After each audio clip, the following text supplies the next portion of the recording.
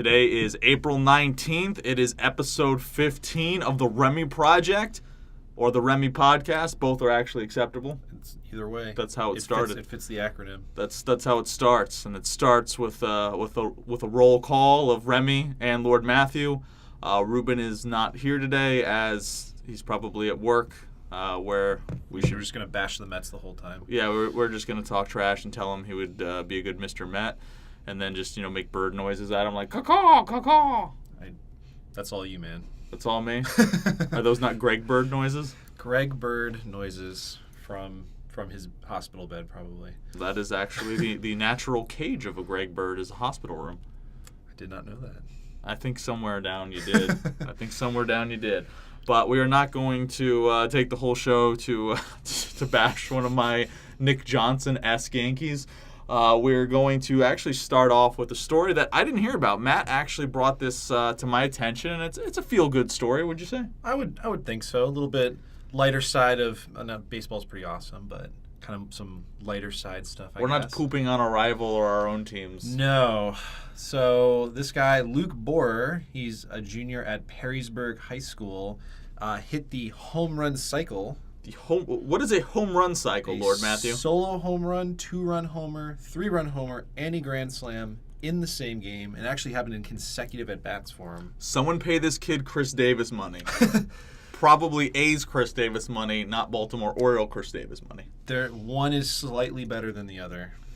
Well, one did significantly better. To be fair, nice. One did crush Boston. The other. That is true. And hilarious, but so that's pretty awesome. So this isn't a regular feat. How often has this happened? It happened supposedly once in college and once in the minor leagues, but never in the major leagues. We need to see that happen. Make it happen, Baltimore Oriole Chris Davis. Wouldn't that be quite a turnaround? Go from longest hitless streak to homer history or something. Setting that record. That's pretty cool. But another thing that's pretty cool is when the Red Sox do Red Sox things. That's a good segue. It is. I like to. The defending MLB champs, but I think their natural state has been dumpster fire for whatever reason. The whole beer and chicken fiasco and all these other things that have happened to them. But the interesting thing to me happened this past Wednesday night where David Price told the Boston Globe's Alex Spear, and if I didn't pronounce your name right, Alex, I'm both sorry and also not caring. He was saying that if they don't improve on their just putrid, terrible start, his exact words are, if we don't start playing better, JD Martinez, Mookie Betts, maybe myself could get traded. We're 30th in the minor league systems? Price noted, referring to Baseball America's recent organization rankings, that did indeed feature the Red Sox as the worst farm system in the majors. So Price went on to say, we're dead last. If we don't play better, Betts is going to get traded. JD Martinez is going to get traded, and it's going to be a tough time, while they're there. David Price has tons of experience with horrible disappointment, either in his own play or he was a member of the Rays 2014 season that followed an uneventful playoff run, and before we go into a rebuke of this maybe by somebody else with the Red Sox. I don't think he's wrong. Yeah, it's a crappy thing to announce to the media and everybody hearing your opinions on it, but he's not wrong. This granted is a quick turnaround, but the Yankees had a bad farm system and turned it around by trading off top pieces.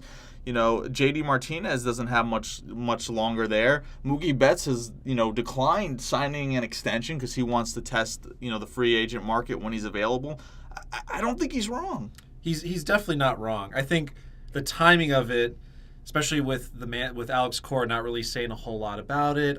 He's kind of the more outspoken one at this point, so it makes him look worse than probably the whole, as a team feels. But he's definitely not wrong. If your team is going, in the wrong end of the spectrum a little bit, especially after winning a World Series, and they do have the worst farm system by far. So, I could see them if this kind of trend continues, if they kind of stay in the bottom. They have the second worst record in the major leagues behind the Marlins, which everyone thought they were going to be terrible anyway. So no one expected this out of Boston. I think part of the stigma, let's say, is the fact that it was David Price who said it. Sure. He has been outspoken about things in the past on different teams in Boston. What it was it? I apologize if I'm getting this wrong. It was with what, like Eckersley, that he was like mouthing off to like a year ago. Yeah. He always seems to be that outspoken person, and I don't think David Price is a bad guy. I don't think it comes out of a negative place. He speaks his mind, and that should be appreciated.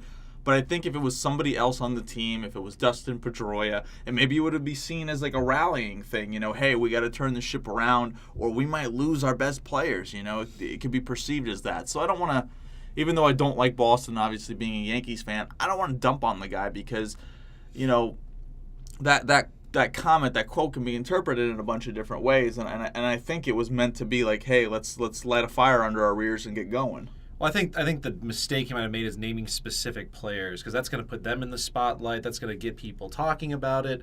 It's one thing if you say your team is kind of going in the wrong direction and changes might be made. I mean, there's probably a more better way, I guess, to say that. But the fact that he's naming specific players, I mean, I get, JD Martinez is going to be a free agent next year. Mookie Betts, as you said, hasn't, signed any extensions or anything. It makes sense that they would be the ones that would be traded if something like that happens. But to call them out seems kind of extreme, I think, at this point. I would honestly, if I was running the show, so to speak, and if there isn't a turnaround, and I know that I do need good young talent, Martinez is going to near the end of his run. I probably wouldn't trade Mookie. I know that's maybe a dumb thing, because I don't want Mookie to get. He's one of those good young players that they want to keep. I would imagine. But I mean, sometimes you trade somebody like what the Yankees did with Chapman and hope they just re-sign with you when they're done. But I could see Mookie being exposed to another good market, enjoying being somewhere else. Possibly. So I wouldn't want to do that. Martinez is almost done, and Martinez has been just a dynamo for them. He's been amazing. But if you can maximize some value, and this is later on. I mean, it's entirely possible that the Red Sox. In July. Yeah, I mean, it's just something for us talking heads to have head talk about. But I think Martinez would be one of the more valuable pieces that you could maybe kind of reload your farm system for, if necessary. But again, we'll talk in July and see what makes sense there. But in rebuff of David Price's statement, the Red Sox president of baseball operations, good old Dave Dombrowski, was asked, his thoughts. He was on the WEEI's Dale and Keefe show, and while he didn't see Price's comments, they weren't written in the paper when he read them. They're not in a position where they're going to blow things up at this point, like Matt and I were just saying. But they do have to play better, and there's no question about that. So he did feel that David Price was speaking to the fact that they can't keep playing the way they are, and things keep ending up happening this way. It does specifically say, hey, we're a long way away from this specific type of situation where he might have to consider blowing up the team. So I think Dave Dombrowski took it in the right manner. So that's appreciated, because the last thing you want is your overlord, so to speak, being trite with you. Oh, for sure. But I think he said it in the way that they probably wanted David Price to say it, and that, yeah, we do need to play better. Things are going to change if they don't. Again, like calling out specific players and kind of being very blunt about it. I mean, I feel like some people would appreciate that kind of, passion and just, that level of fire about, the situation. But, yes, I don't know how, like, Mookie Betts or J. Martinez would feel about that. If they're like, oh, yeah, well, maybe we'll be traded. I don't know. I agree with David Price. Like, what are they going to say to that? It's just a weird situation, because you want to fire people up if you're David Price, like you're saying, but you don't want to bring unwanted attention. Like, now is the media going to go after games to Mookie? Hey, Mookie, David thinks you're going to get traded. How about them apples? You don't want. I mean, it's not unheard of. No, I mean, it happens fairly often. But like you said, we'll maybe take a breather and wait to July before we start tearing down empires and things like that. Still last place, I guess. God, I hope so, but we'll find out. But going from the, I guess you could say, potential removal of players to keeping somebody in place, the Oakland A's extended Khris Davis 2 years in addition for $33.5 million. He was about to be a free agent at the conclusion of the season. And not to use other people's puns, but I do love puns. Since Khris Davis joined the A's in 2016, he's been one of the best power hitters in MLB. He ranks first in home runs, 143 at the time of this ESPN statistic. 355 RBI, so he's tied for second there. 228 extra base hits, which is tied for fourth. And he's 31 years old, tons of power, great hitter, seemingly great, guy, clubhouse presence. I mean, I think you take this deal every time. Oh, for sure. Well, keep going back to the other Khris Davis, who has a much longer and more costly deal. Yeah, it's a no-brainer for him. I mean, you kind of know what you're getting out of him. He does strike out a lot. I was checking before the podcast, and he has hit exactly 247 at batting average for 4 straight seasons. So you definitely know how he's going to hit, more or less. And yeah, he's a 40 home run, 120 RBI guy every year. Like, it makes sense to do that. I don't think you could get any more out of what you want out of that than you would want. You know what I mean? Sure. Oakland is still, I think, on the cusp of competing. I think that the AL West is pretty stacked at this point now, with the Mariners somehow still sticking around. I mean, it's still obviously pretty early, but that's a loaded AL West. So, but speaking of that, and that'll be there's one or two more topics I want to broach into. But we were talking about the Mariners on the show last week, and just as kind of a follow up to that, they fell back to earth, like with a thud. They got swept by Astros and the Indians, I think, right? Believe so. Yeah. 6 straight losses to the 2 arguably best teams in the American League right now, with no, all due respect to Tampa Bay. But hey, Tampa Bay. Cleveland and Houston sort of flexed their muscles a bit and showed Seattle, they still got a little ways to go to compete, I think. They do, and they did trade away some of their... I'm not going to call Robinson Cano one of their best pieces because that's not true. But Edwin Diaz was a lockdown closer. But for a team like that, it doesn't make sense to have a lockdown closer if you're not going to get to the bullpen. Also true. And then King Felix has been regressing a little bit. So I mean, it's a little bit's kind of a a lot of bit. I'm still trying to give respect to the King. He's had a couple good years, and he's been on the downtrend for quite a while, I think. Which is sad to see because he was at one point in time arguably one of the top 3 pitchers in the whole league. Sure. Yeah. But not the King anymore, that's for sure. No. The King has passed the baton either to Scherzer, or I know DeGrom's been a little shaky lately, but he's been pretty consistent. Yeah, he'll be fine. So that kind of segues into the last thing I wanted to talk about today. We alluded to this last week, and just for time's sake, we try and keep the show between 20 and 30 minutes just for attention value. We wanted to talk about the still free agents, Craig Kimbrell and Dallas Keuchel. So hopefully we don't step on each other's toes, sure. And I'll try and maneuver if I could think of a different team off the fly. So we're gonna look at each of those guys, and I want you to give me 3 teams each where you think that they could help and a why, even if it's a basic kind of why. I wanted to do more research on starting rotation ERAs and bullpen ERAs. I did not get around to that, so I'm a wonderful, wonderful talky baseball hosty guy. Hey, that's your job. That's what you do. Not my job. It's a job. I would love it to be a job. So anyone who wants to make it my job, please feel free to throw tons of cash at Lord Gabriel and I. We will gladly take it. That's fine with me. And talk the baseballs. But I had been thinking on it for the past week at least, so maybe my reasons might not be as staunch as maybe they would with more analytical fact at the moment. But just from optics, just from perception, we'll start with Dallas Keuchel because I heard different reports that maybe his asking price is dropping a little bit, so he might be a little bit more of a reasonable ad. I will start number 1 for Keuchel. For me, and this is just strictly, this is a want more so than a need because I think the Yankees can kind of course correct as they get people back. But they just got CC Sabathia back. He had an amazing start. Domingo Germán has been doing a very good job for them. He got he didn't even really get roughed up last night. You know, he pitched, I think, 5 or 6 innings and gave up 3 runs. The bullpen gave more runs. The bullpen's been terrible, but Herman is a good swingman type. You know, he could pitch out of the bullpen. He could be a starter, and maybe there could be a starting role for him. You know, next year. I do think he could be a starter. Happ had a good start against Boston. He kind of started out a little weak, but got stronger. I'm not sold on Happ. I like him. He had a great 7-game stretch when he first got to the Yankees, and then just kind of, you know, pooped the bed in the playoffs. Yeah, a little bit. So, you know, he's an older fellow, so I get worried with that. I get worried with CC. Severino's injury, you know, now he has the lat issue, so he's going to be gone a couple more months. Tanaka, he's been great.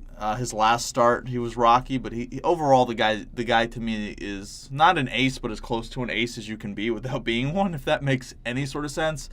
And then Paxton still seems to have just found himself, and he tore up Boston. I mean, he just torched them with a just amazing performance. With that said, you have Severino, who's probably going to be out till mid to end of summer. You know, he's going to need some kind of time to readjust. CC, Paxton, Tanaka, Happ. I mean, Happ's actually fairly durable, but they're still not known quantities to me. And Herman, I think, could give you flexibility, give you a breather. I want to get Dallas Keuchel for those reasons for the Yankees. If you're trying to push back, if you're going to contend with the Rays, who I have no idea what's going on in Tampa because they're just like hodgepodge. They do have, you know, Snell, who's amazing. You know, reigning Cy Young winner. Their mix and match opener thing strategy that they got going on seems to work well. The best ERA in the league. Yeah. So I can't criticize that, but I that's why I think the Yankees should pursue Keuchel just as kind of a safety net. And really, the guy's a number 2, number 3 at this point, but you need that. He doesn't need to be the ace. You have Tanaka as ace light. You got Severino coming back. CC's retiring. You know, there is the opportunity to have that. Another team that I thought could really stand to use Keuchel, and Ruben will probably like this, but sticking in New York, the Mets. I mean, they're not getting as much out of that rotation as that they thought they were. I really have to question, you know, Jason Vargas's effectiveness isn't really there. Matz has been all over the place, and it's not going to stick. But DeGrom's been roughed up recently.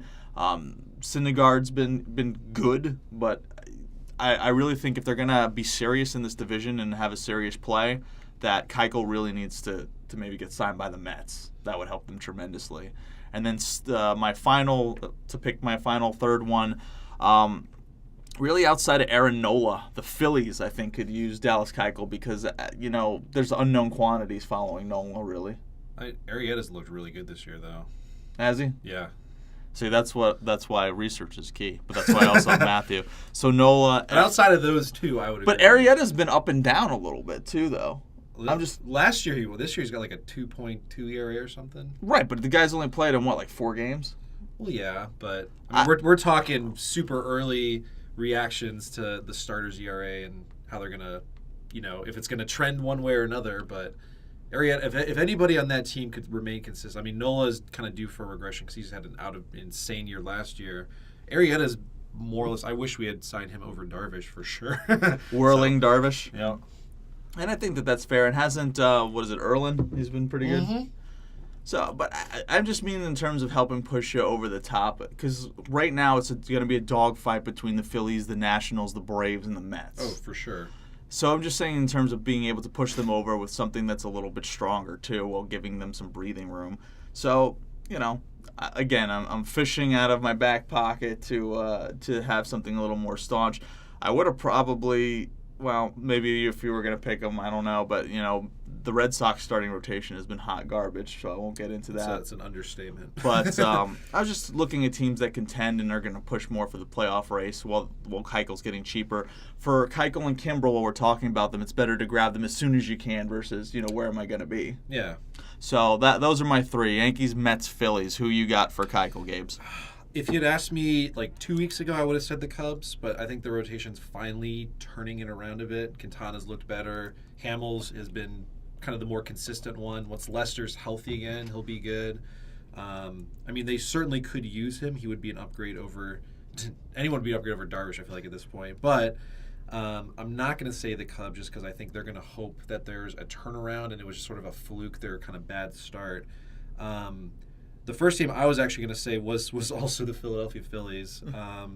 Of all the teams in the NL East that could like make that big of a difference, I think Philly has the best top of the rotation pitching, and I think Keuchel would provide some stability in the middle of that rotation. I think that would kind of push them over the. I mean, obviously their offense is going to be what it is. Atlanta, I mean, the Mets are not going to pitch, I feel like, this badly the rest of the year. Washington still has Scherzer. Any of those teams, honestly, could utilize and really get a lot of value out of a guy like Keuchel. I think the Phillies would be the one team because they've shown that they're willing to, make that push, and they're spending a lot of money on getting these players and become more of a bigger market presence, in baseball and all that. So I would say just a likelihood and a team that could really use him. I think Keuchel would really motivate the team. I think that would push him to the top of the NL East. That would be team number one. Team number two, I hate saying it because they're in our division, but I would say the Brewers could definitely use a guy like Keuchel. Yeah. Their starter rotation outside of Zach Davies has been god-awful. And they've gotten lucky. The back of their bullpen is pretty stacked. Hader's is pretty much as locked down as you can get. Isn't Knebel, though? Corey Knebel, isn't he hurt? He's hurt, so it's really Hader. I can't remember if he's out for quite a while or not, but I don't remember the length of time, but I will get into that momentarily. It was a significant amount of time where they're kind of relying on Hader more so, and they've won a lot of these one-run games. They're still undefeated one-run games. The only team in baseball, from what I checked very quickly, they're like 5-0 or something like that. So they're winning these close games, but I think that's more on the strength of their bullpen.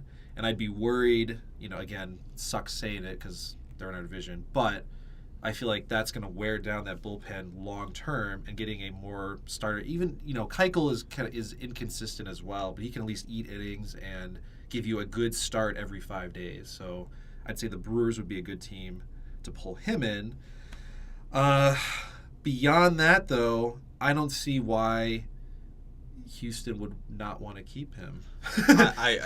That baffled me. I mean, McCollum has been kind of meh this year anyway, but if you had Verlander, Cole, and Keuchel, a more consistent Keuchel as your top three guys, I mean, you instantly win the AL West, I think. I mean, the pitching is not there on the rest of the teams. They have good offenses, in Seattle and Texas and LA, obviously, but their pitching is nowhere near as good as Houston's. And you add someone like Keuchel, you keep someone like Keuchel on your team. I mean, not that Houston's not going to win their division either way, but I think that just is more of an automatic, some more formality at that point, I think, if they had them. I can see that. And that'll bring us to, for the final free agent, Craig Kimbrell. I've been thinking on this a little bit too, and the number one team that I thought could use him, we touched on a second ago, so I won't go too much into it, but we already kind of said the reasons, why maybe they could use some bullpen help. The Milwaukee Brewers, because they're obviously going to be a playoff team, depending on the severity of the Corey Knebel injury, and then you can't just have. I mean, Hader's amazing. Obviously, Hader's an all-star. Sure. But we've seen the success of these lockdown bullpens. And if you're going to have a weak starting rotation and have rotational issues, the quicker you can get to a dominant bullpen, I think Kimbrell would be putting them head and above shoulders with everybody's healthy and firing on all cylinders versus anybody else's pen in the league. And that includes, maybe the Yankees bullpen, who still needs to show consistency. So I put the Brewers at number one.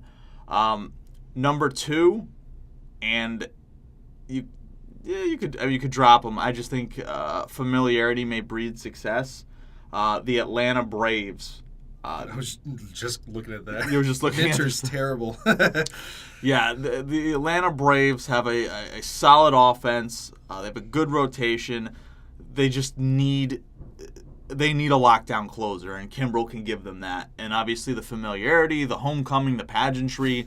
I think that's something that Atlanta would love to see. I think it would be good for the league, too, this guy coming back. But familiarity also breeds success into my third pick for Kimbrell, and it's not needed right now, but it's also kind of needed to right the ship. The Boston Red Sox bullpen starting rotation, anything that throws a baseball is trash. And I'm not saying it just because I want to be mean to the Red Sox. I think their fans would tell you the same. Matt Barnes is not a consistent enough arm to really be your closer, and I get what they're doing. And Brassear, whatever, he's, I don't know, we torched him the other night too.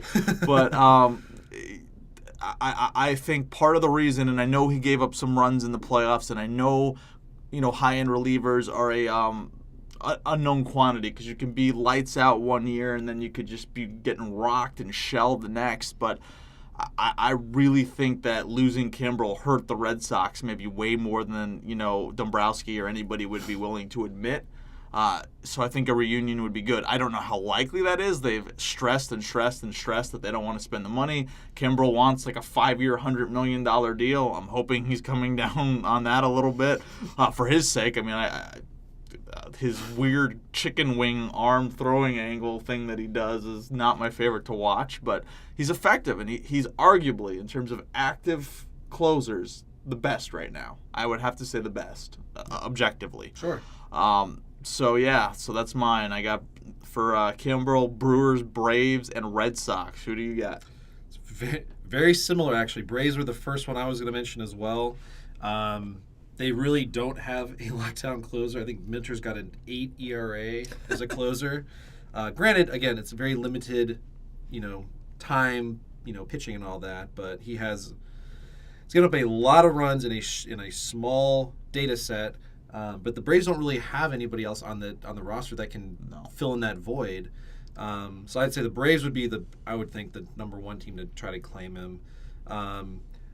I would say the Cubs, again, they've kind of turned around a little bit, but they also don't really have a kind of lockdown closer anymore. Hasn't that been your biggest Achilles so far early this season? Like your bullpen's kind of cost you some games? It's been not good. The starters haven't been much better anyway, but Pedro Strop is our leader with 1 save on the team, which we haven't been in a lot of, I guess, close games in that sense. It's either been blowouts or there have been, bullpen sort of let it go.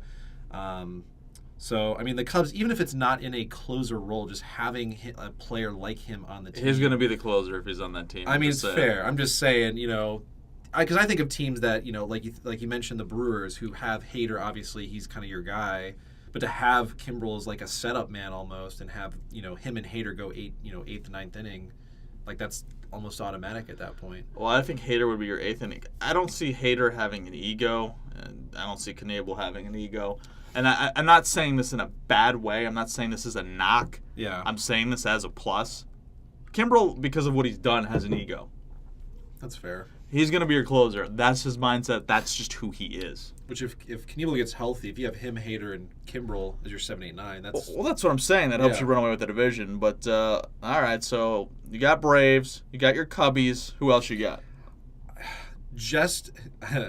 I don't think they're ever going to try to get him, but I think if he went to Tampa Bay, which I don't think Tampa Bay would sign him because they already have, their pitching staff is already stacked anyway. Is he going to be an opener, though? Is he going to throw the first inning? It doesn't matter. You could put him anywhere in that hodgepodge of a plan, and it just makes him that much better. I mean, you can't expect the Rays to continue leading the division to that degree over the Yankees, who are due for a return to form. I mean, you look at it, Baltimore's playing a lot better than we thought they were. The Blue Jays are playing a lot better than we thought they were. Not that they're playing like lights out or anything, but it was supposed to be a 2-team race really between the Red Sox and the Yankees, and Tampa Bay's kind of shot up to the top. And if they want to stay there, they're going to have to continue relying on their pitching, and adding a guy like Kimbrell's going to really solidify that and continue to give them their, I don't know what their ERA is. It's like a sub-2 or something. It's ridiculous. If the Rays sign Kimbrell, I will get some form of Red Sox fan to come here or to call in and just trash me for 5 minutes straight and how stupid I am. I can't see it. But no, we got some good locations, and I would hope that they would go to one of the teams that we mentioned. We just got to sit back and watch. My Yankees this weekend. We're finishing up a series with the Royals. We got the D-backs. They're playing pretty well too, actually. You got the D-backs. Well, they've been surprising. They got my favorite non-Yankee is Adam Jones. Well, hopefully he doesn't. We can get to 500 if we win today. That's pretty good. Hopefully, we're still trying to get back to 500. We could have gotten 500 last night, but we could not overcome Homer Bailey. That Kansas City juggernaut over there. God help me. Homer Bailey's not bad. Homer Bailey's not bad, but he's not what he once was. And he kind of looks like Christian Bale. True story. Google Homer Bailey. Kind of looks like Christian Bale. You do it now. Matt is doing this right now. I think that's a good place to end on. Well, Matt Googles the Homer Bailey, and I don't know if I should leave him alone with the phone or how that looks. Oh, but I could totally see that. Yeah, he absolutely looks like Christian Bale. But as I lose my train of thought, as Matt waves his phone, phone in my face, his phone in your face, phone in my face. But next week we'll hopefully have some landing places for Keuchel or Kimbrel, and we could talk about who was right or who was wrong. If any team has their head on their shoulders, we'll see where my Yankees, his Cubs, and if Ruben's on the show, his Mets. And actually, I have to stand corrected because you will be the same place I am. We will not be doing the show next week. We will not be. We will be heading to a friend's wedding in Virginia Beach. Where it's going to rain the entire time. It is going to be a lovely, lovely wedding. Thankfully, it's not outside, so we'll be okay. That's true. So we will not have a show next week, but we will return the following week. And both our teams are in first place. Both our teams will be in first place, and then Ruben's Mets will be probably third or fourth. No? Possibly. That's the hope. But in the meantime, feel free to reach out to us on Facebook, facebook.com/TR Podcast. And, if you have any questions or anything you want us to address on the show, let us know. We had that one request from Brett last week for Ruben to touch on that Mets topic. We like hearing from you. I know there's like 10 or 15 of you at the moment, but while small in number, we are big in heart. So until then, always be a fan.